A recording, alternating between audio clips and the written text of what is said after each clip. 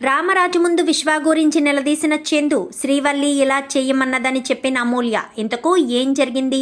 అసలు రామరాజు ముందు విశ్వ గురించి నిలదీయడం ఏంటి? మరి శ్రీవల్లి ఎలా చేయమందనగానే ఇంట్లో వాళ్ళు ఎలా రియాక్ట్ అయ్యారు? ఇదంతా కూడా వీడియోలో చూసి తెలుసుకునేద్దాం. ఇల్లు ఇల్లాలు పిల్లలు అప్కమింగ్ ఎపిసోడ్స్లో ఏం జరగబోతుందో ముందుగా తెలుసుకోవాలి అనుకుంటే వీడియోని లైక్ చేసి ఛానల్ని సబ్స్క్రైబ్ చేసుకోండి. మొత్తం మీరు చూసుకున్నట్లయితే రామరాజు వాళ్ళు ఎప్పుడైతే సినిమాకి వెళ్ళారో తిరుపతి పార్టీ ఇస్తున్నానంటూ ముగ్గురు మేనల్లుని తీసుకెళ్ళి కూర్చోబెట్టి మరీ మందు పోయిస్తాడు. ముగ్గురు తాగుతారు, కానీ చందుకి గుండెల్ని పిండేసేంత బాధ ఉంటుంది.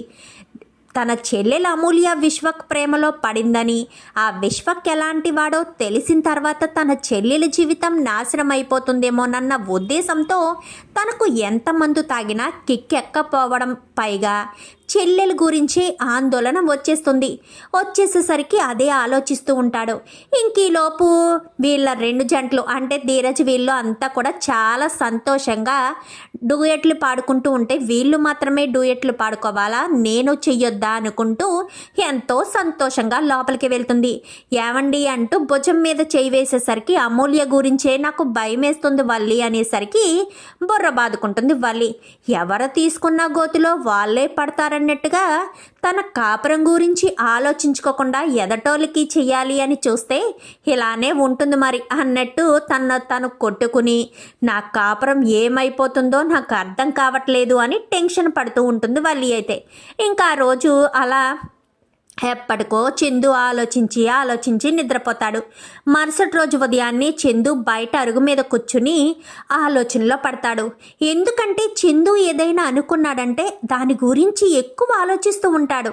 తన మనస్తత్వం ఎలాంటిదంటే కొంచెం ధైర్యం ఉండే మనస్తత్వం కాదు, పిరికివాడి మనస్తత్వం.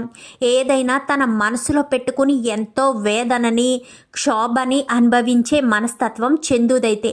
ఇంకా అలా ఉండేసరికి తన చెల్లెల జీవితం ఏమైపోతుంది? ఆ విశ్వకు ఎప్పుడూ మన కుటుంబం మీద పగ తీర్చుకోవాలని చూస్తూ ఉంటాడు. అలాంటి వాడు చేతిలో నా చెల్లెల జీవితం నాశనం అయిపోతుందేమో, నా చెల్లెలు ఏమైపోవాలి? ఈ బాధతోటే ఉండేసరికి ఈలోపు అసలే వీడు ఎంత టెన్షన్ పడుతుంటే చెల్లెలు కస్సలో టెన్షన్ పడినట్టు, కొత్తగా పెళ్ళైనోడు పొద్దుెరగని పిచ్చోళ్ళలా ఉన్నట్టుగా కొత్తగా ప్రేమలో పడింది కదా అమూల్య. కాలేజీకి వెళ్తున్నానంటూ ఎదురింట్లో ఉన్న విశ్వక్కు వినబడేటట్టుగా అమ్మ కేరాసీ కట్టు అంటూ గట్టిగా చందు ముందుకొచ్చి అరవడం మొదలు పెడుతుంది. చందు అక్కడ ఉన్నాడన్న విషయం చూసుకోదు, వచ్చేస్తుంది. 3-4 సార్లు గట్టిగా కేకలు వేసేసరికి పెడుతున్నానే అరవకు అంటూ ఇంకా కిచెన్లోంచి కాస్త కేకేసేసరికి ఇది వాడికి వినిపించాలన్న ఉద్దేశంతోనే చెప్తున్నట్టుంది. ఇంకా ఇలానే ఉంటే ఇంకా తొండ ముదిరి బోసరవిల్లైనట్టుగా ప్రేమ ముదిరి ఏ కోసకు వెళ్తుందో తెలియడం లేదు. ఎట్టి పరిస్థితుల్లోనూ నాన్నకు చెప్పకుండా ఉండలేను. వల్లి చెప్పింది, ప్రాణాలు పోతాయి, ప్రాణాలు తీస్తారు అని చెప్పి నేను ఊరుకుంటే అన్నయ్యగా నా చెల్లెలి జీవితం నాశనం అయిపోయినట్టే.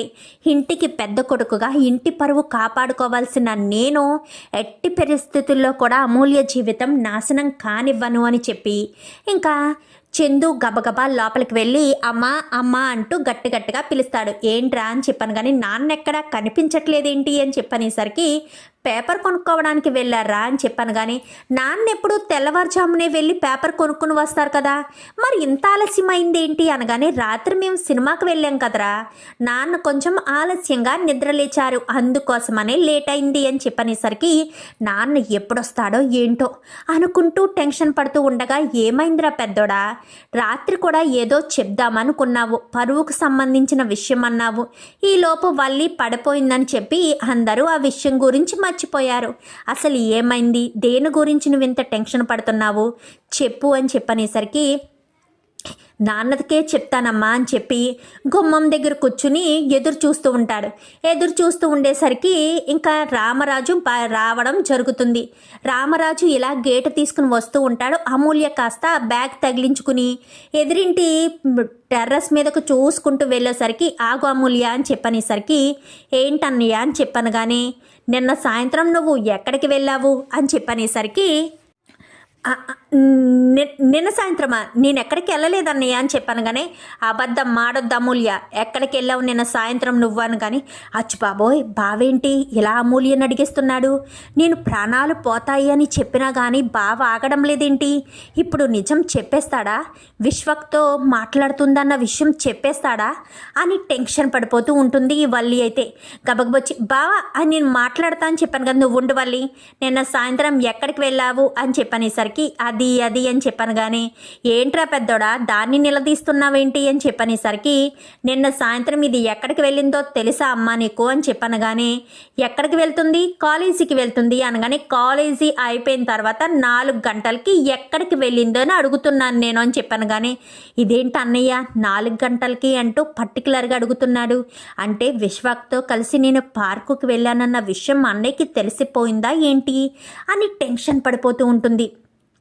అది అది అని చెప్పాను. కానీ ఆ విశ్వక్తో కలిసి నువ్వు నిన్న సాయంత్రం పార్కుకి వెళ్ళావు కదా అని చెప్పాను. కానీ ఏంట్రా పెద్దోడా ఏం మాట్లాడుతున్నావు? ఏ విశ్వక్కు అని చెప్పాను. కానీ ఎదురింటి వాళ్ళ విశ్వక్కే నాన్న అని చెప్పనేసరికి ఏంటి ఆ విశ్వతో కలిసి అమూల్య పార్కుకి వెళ్తుందా? ఏం మాట్లాడుతున్నావురా? వాడితో మాట్లాడడానికే చిరాకు పడుతుంది మన అమూల్య, మరి వాడితో కలిసి పార్కుకి వెళ్ళింది అంటావేంటి? ఎవరిని చూసి ఎవరనుకున్నావో అని చెప్పాను. కానీ నాకంత కళ్ళు కనిపించట్లేదు అనుకుంటున్నావా నాన్న? నేను నిన్న సాయంత్రం పార్కుకి వెళ్ళినప్పుడు చూశాను, నా కళ్ళారా నేను చూశాను.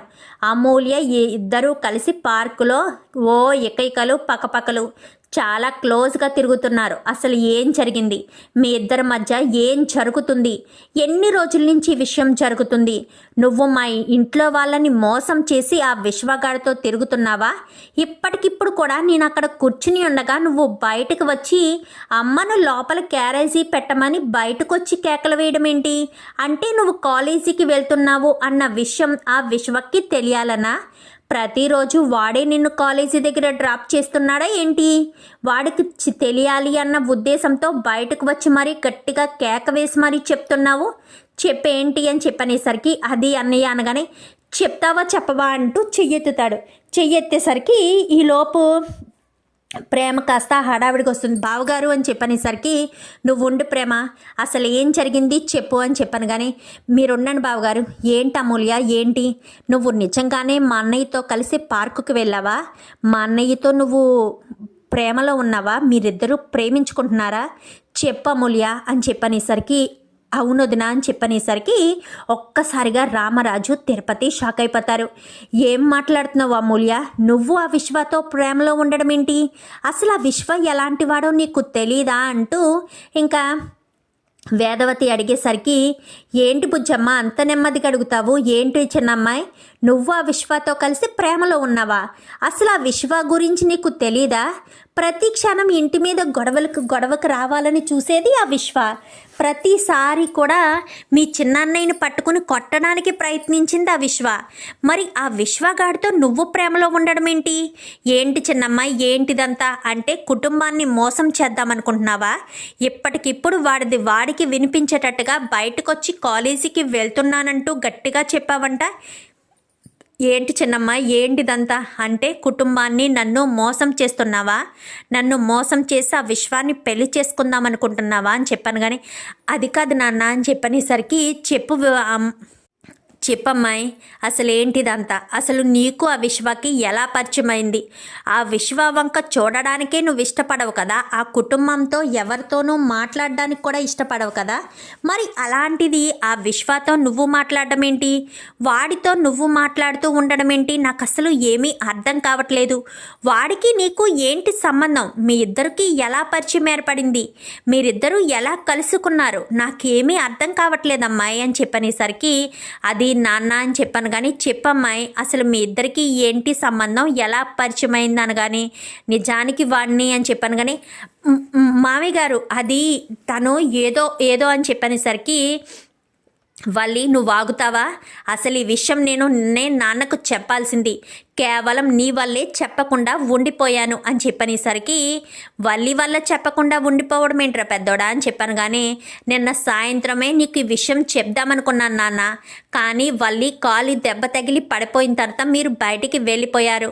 ఈ విషయం గురించి నాన్నకు చెప్పాలనుకుంటున్నాను అంటే నువ్వు గనక చెప్తే అమూల్య ప్రాణాలు తీసుకుంటుంది, మీ నాన్నగారు ప్రాణాలు తీసుకుంటారు అంటూ నన్ను భయపెట్టింది నాన్న. అందుకే నేను చెప్పలేకపోయాను, లేదంటే రాత్రి విషయాన్ని నీకు చెప్పేవాడిని. ఈ విషయం నేను ఎక్కువ రోజులు దాచిపెట్టకూడదు అనుకుంటున్నాను. ఇలాగ ఉంటే అమూల్య జీవితం ఏమైపోతుందో. ప్రతి క్షణం నిన్ను అవమానించాలని, ప్రతి క్షణం నిన్ను బాధ పెట్టాలని చూస్తూ ఉంటారు ఆ ఎదురింటి వాళ్ళు. మరి అలాంటిది తను అమూల్య జోలికి వచ్చి అమూల్యని ప్రేమిస్తున్నాను అంటే అది నమ్మశక్యంగా నాకు అనిపించలేదు నాన్న. ఏదో మోసం జరుగుతుంది, ఎక్కడో కుట్ర జరగబోతుంది అని నాకు అనిపించింది. అందుకోసమనే నేను ఇప్పటి వరకు ఈ విషయాన్ని నా మనసులో దాచుకోలేకపోయాను. నాకు తెలిసిన తర్వాత ఒకప్పుడు నేను ఇలాగే తప్పు చేశాను. నా మనసులోనే విషయాన్ని దాచిపెట్టడం వల్ల నేను నా ప్రేమను కోల్పోయాను. తర్వాత నేను ఏదైనా సరే నాన్నకు చెప్పి తీరాలి. నాన్న దగ్గర ఏ విషయం దాచిపెట్టకూడదు. నాన్న దగ్గర దాచిపెడితే నన్ను నేను మోసం చేసుకున్న వాణ్ణి అవుతానని నీకు ఈ విషయం చెప్పాలి. నేను దాచిపెట్టడం వల్ల అప్పుడు నా జీవితం నాశనమైంది. కానీ నేను వల్లిని పెళ్లి చేసుకున్నాను. ఇప్పుడు నేను దాచిపెట్టడం వల్ల అమూల్య జీవితం నాశనం అవుతుంది. జీవితాంతం చెల్లెలు గురించి బాధపడాల్సిన పరిస్థితి వస్తుంది. అందుకే ఇంకా ఆలస్యం చేయకూడదని నీకు చెప్పడానికే నిర్ణయించుకుని ఈ విషయం బయట పెడుతున్నాను నాన్న అని చెప్పనేసరికి, ఏంటి చెప్పు అమూల్య, విశ్వక్కే వచ్చి నీతో మాట్లాడా లేక నువ్వు విశ్వక్తో మాట్లాడావా? అసలు విశ్వగాడిని ప్రేమించాలని నీ మనసుకు ఎందుకు కనిపించింది? ప్రతి క్షణం నాన్నను అవమానిస్తూ ఉన్నారు కదా, ప్రతి క్షణం నాన్నను ఏదో ఒక రకంగా హేళన చేస్తూ ఉన్నారు కదా, ప్రతి క్షణం నాన్నను అందరిలోనూ కించపరుస్తూ ఒక పనివాడిగా చూస్తున్నారు కదా.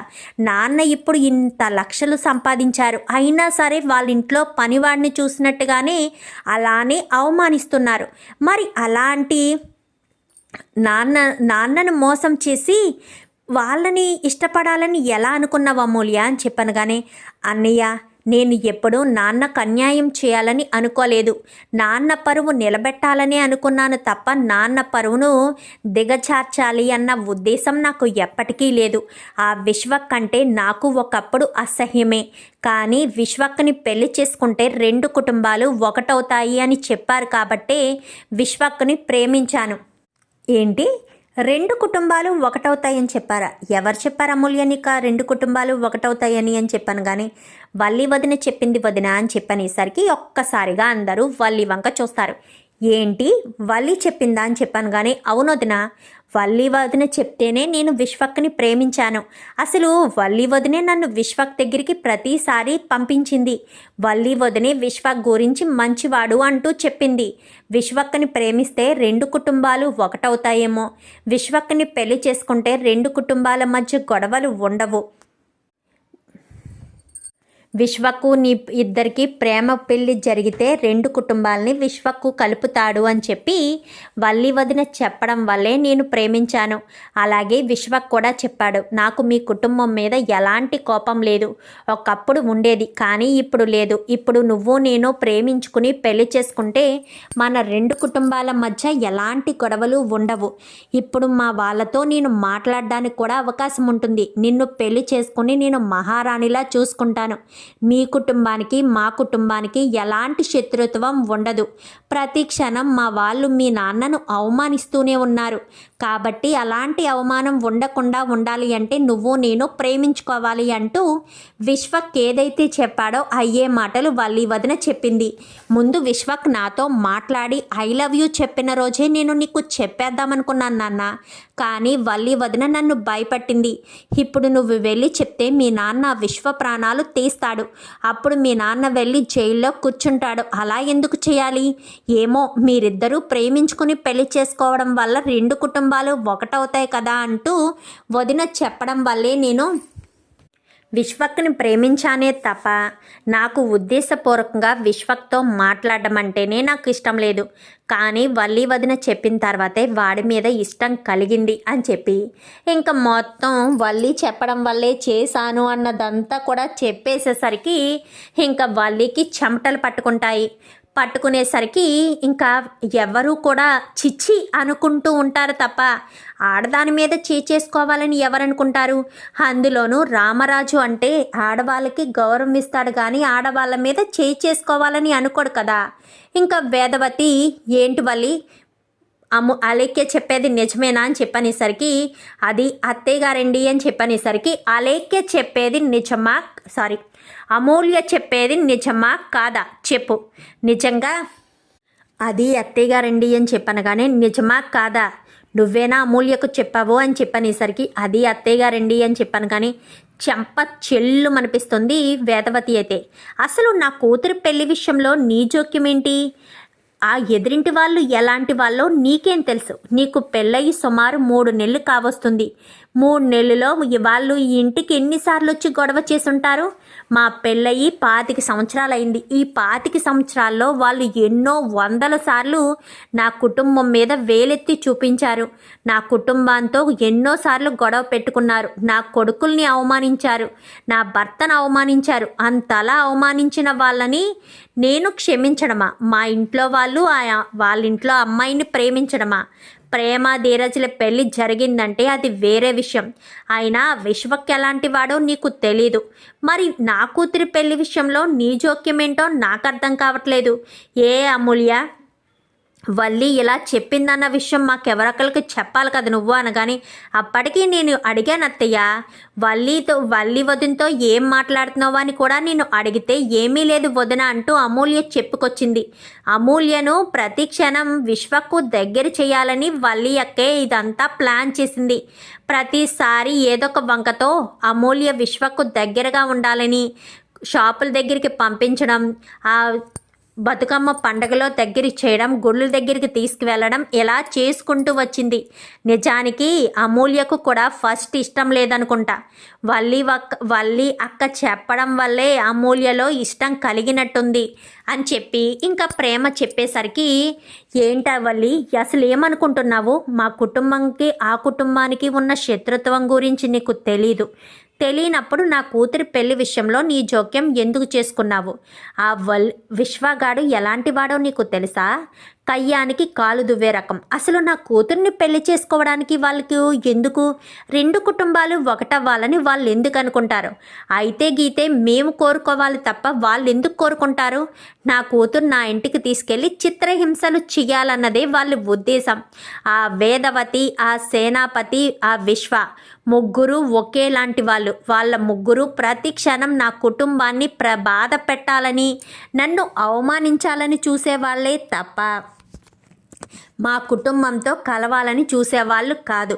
ఎట్టి పరిస్థితుల్లోనూ వాళ్ళు అలాంటి వాళ్ళు కాదు. కానీ నువ్వు వాళ్ళ మాటలు నమ్మి నా కూతురి జీవితాన్ని నాశనం చేద్దామనుకున్నావా? నా కూతురు భవిష్యత్తుని సర్వనాశనం చేయడానికి పూనుకున్నావా? అసలు నువ్వు ఎలా ఆలోచించగలుగుతున్నావు? ఇంటికి పెద్ద కోడల్ని, ఇంటి గౌరవాన్ని కాపాడాలి అంటూ మాట్లాడతావు కదా. ఇదేనా ఇంటికి పెద్ద కోడలు చేసే పని? ఇదేనా ఇంటి గౌరవాన్ని కాపాడే పని? చెప్పు, ఇదేనా అని చెప్పనేసరికి ఇంటి పెద్ద కోడలంటే ఇంటి గౌరవాన్ని కాపాడాలి తప్ప ఇంటి ఆడపడుచు జీవితాన్ని సర్వనాశనం చేసేది కాదు. ఇంకొకసారి ఇంటి పెద్ద కోడల్ని, ఇంటి గౌరవాన్ని కాపాడుతాను, ఇంటి పరువు గురించి ఆలోచిస్తాను అంటూ మాట్లాడేవంటే మాత్రం నువ్వు నీ పుట్టింట్లో ఉండాల్సిన పరిస్థితి వస్తుంది. అర్థమవుతుందా? లోపలికి వెళ్ళు అని చెప్పనేసరికి వల్లి కాస్త లోపలికి వెళ్ళిపోతుంది. అమ్మ అమూల్య, విశ్వకు మంచివాడు కాదు. విశ్వక్ మీద నీకు ఇప్పుడు ప్రేమ ఉండొచ్చు, మేము చెప్పే మాటలు నీకు నచ్చకపోవచ్చు. కానీ విశ్వక్కును పెళ్లి చేసుకుంటే ప్రతి క్షణం నీకు నరకం తప్ప సంతోషం ఉండదు. నువ్వు ఈ ఇంట్లో మహారాణిలా పెరిగావు. కానీ ఆ ఇంట్లో అడుగుపెట్టిన మరుక్షణం నిన్ను ఆ ఇంట్లో ఒక మనిషిలా చూసేది రేవతి, అక్కడ ఉన్న అత్తయ్య గారు తప్ప వేరే ఎవ్వరూ నిన్ను చూడరు. ఎందుకంటే వాళ్ళిద్దరు మాత్రమే మనసున్న మనుషులు కాబట్టి. భద్రావతి, ఆ సేనాపతి, విశ్వకు ముగ్గురు ఒకే కోవకు చెందినోళ్ళు. రాక్షసులంటే అలానే ఉంటారన్నట్టు ప్రతి క్షణం నీకు నరకమే కనిపిస్తుంది. ఎందుకు ఈ నాన్న చెప్తున్నాడో అర్థం చేసుకో. నేను ప్రేమ పెళ్ళిళ్ళు వద్దని చెప్పాను, కానీ మీ అన్నయ్యలిద్దరూ ప్రేమ పెళ్ళిళ్ళు చేసుకున్నారు. ప్రేమ ఇంటి నుంచి ఇంటికి వచ్చినా ఏ రోజు ఇంట్లో కంటతడి పెట్టింది లేదు. ఈ ఇంట్లో మాటలని బాధపడింది లేదు. ఏమ్మా ప్రేమ, నువ్వు ఇంటి కోడలుగా వచ్చినందుకు బాధపడుతున్నావా?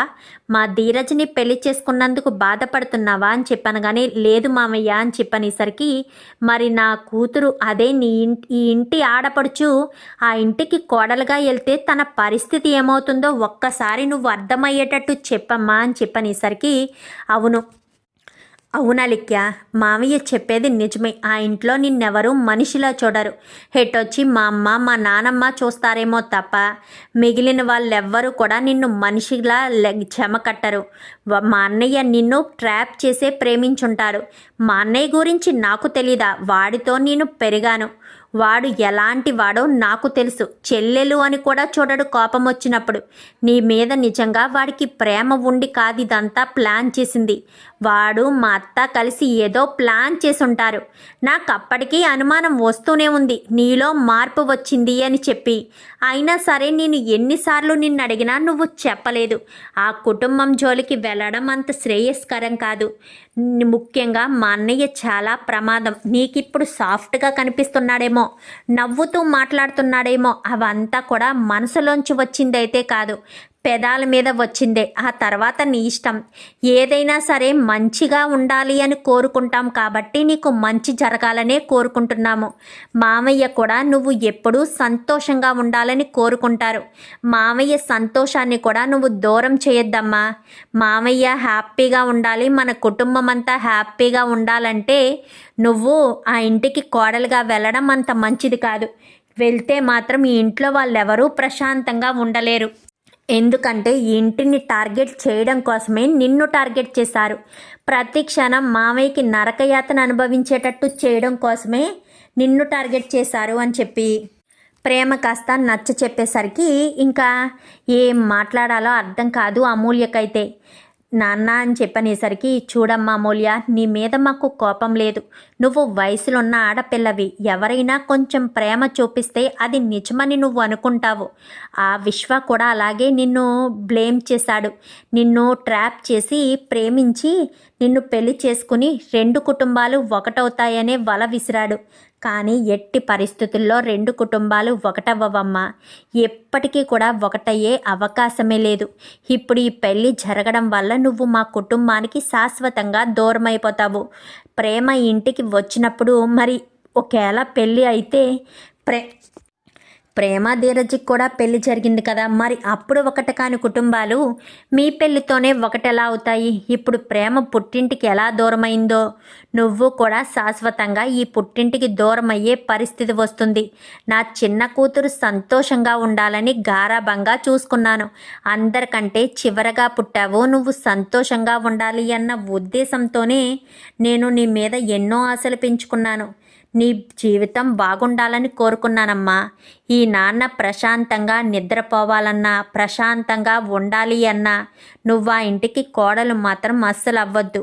నీ మంచి కోసమే చెప్తున్నాము, అర్థం చేసుకో. ఆ విశ్వ మాయ మాటలు నమ్మి నువ్వు నీ జీవితాన్ని సర్వనాశనం చేసుకోవద్దు అని చెప్పి రామరాజు చెప్తాడు. లేదు నాన్న, నాకు ఆ విశ్వ ఎలాంటి వాడో తెలుసు. కానీ వదిన చెప్పిందని చెప్పి నేను వాడిని ప్రేమించడం మొదలుపెట్టాను. కానీ ప్రేమించడం ఎంత పెద్ద తప్పో మీరంతా చెప్పిన తర్వాత నాకు అర్థమైంది. ఇక మీదట వాడి వంక చూడను అని చెప్పి చెప్తుంది అమూల్య. సరే, జాగ్రత్తగా కాలేజీకి వెళ్ళి రమ్మా అని చెప్పనేసరికి సరే నాన్న అని వెళ్తుంది. వెళ్ళిన తర్వాత కొద్దిసేపటికి విశ్వ ఆల్రెడీ ఇంటి నుంచి వెళ్ళిపోయి బయట ఎదురు చూస్తూ ఉంటాడు. ఇంటి దగ్గర ఇంత పెద్ద గొడవ జరిగిందన్న విషయం తెలియదు విశ్వకు. తెలియకపోయేసరికి ఇంకా అమూల్య అని పిలిచేసరికి అమూల్య పలకదు. ఏమైంది అమూల్య, నేను పిలుస్తున్నా ఎందుకు పలకకుండా వెళ్ళిపోతున్నావు అని చెప్పనేసరికి, నువ్వేంటో నీ మనస్తత్వం ఏంటో నాకు తెలిసింది. దయచేసి నా జోలికి రావద్దు. నా జీవితం నాది, నీ జీవితం నీది. నీకు నాకు ఎలాంటి సంబంధం లేదు. ఇక మీదట నన్ను ప్రేమించవద్దు. నీకు నాకు పెళ్ళి జరగదు అని చెప్పి అమూల్య కాస్త చెప్తుంది. విశ్వకు అమూల్యకు నచ్చ చెప్పే ప్రయత్నం చేస్తాడు కానీ అమూల్య వినిపించుకోకుండానే వెళ్ళిపోతుంది. మరి విశ్వ అంత తేలిగ్గా వదిలిపెట్టేస్తాడా? అమూల్యను ట్రాప్ చేసి కదా పెళ్లి వరకు తీసుకువెళ్ళాలని చూశాడు. మరి అలా చూసిన విశ్వ అమూల్య ఇష్టం లేదు అంటే వదిలిపెట్టేసే రకమేనా? చూద్దాం మరి రాబోయే ఎపిసోడ్స్లో ఏం జరుగుతుందో. వీడియో నచ్చితే లైక్ చేసి ఛానల్ని సబ్స్క్రైబ్ చేసుకోండి. పక్కనే ఉన్న బెల్ సింబల్లో ఆల్ పై క్లిక్ చేయండి.